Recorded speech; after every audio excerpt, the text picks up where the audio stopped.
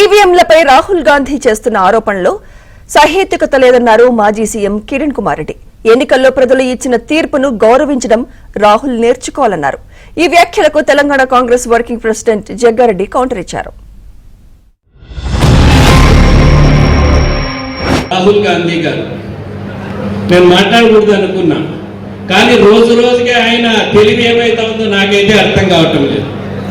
కేంద్రంలో బీజేపీ ప్రభుత్వం రిగ్గింగ్ చేసుకొని ఎలక్షన్ కమిషన్ తో మిలాఖత్ అయి ప్రభుత్వం మూడోసారి వచ్చింది అని చెప్తాడు. కొంచెమన్నా తెలివి కొంచెం ఉపయోగించాలి కదా.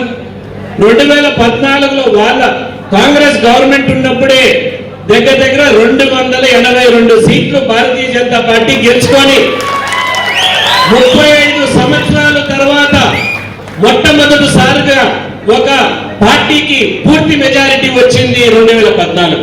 ఆయన మాట్లాడే మాటలకి అసలు అర్థాలే నాకే అర్థం కావటం లేదు. అన్ని సంవత్సరాలు నేను పార్టీలో ఉంది.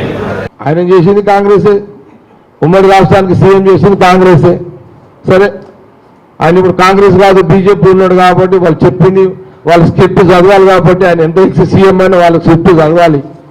ఆయన ఎలక్షన్ కమిషన్ ఏదో వేదాంతం చెప్పిండు. ఆయన అది మాకు వెళ్ళనట్టు ఆయన చెప్పిండు. అసలు ఆయన కిరణ్ కుమార్ రెడ్డి మరి బీజేపీ లీడరా లేకపోతే ఎన్నికల కమిషనరా, ఎన్నికల అధికారిగా మాట్లాడేసిండు. ఆయన కూడా ఎక్స్ సీఎం ఉండి ఇక అంతకంటే ఎక్కువ కిరణ్ కుమార్ రెడ్డి అని ఏమనగలుగుతారు?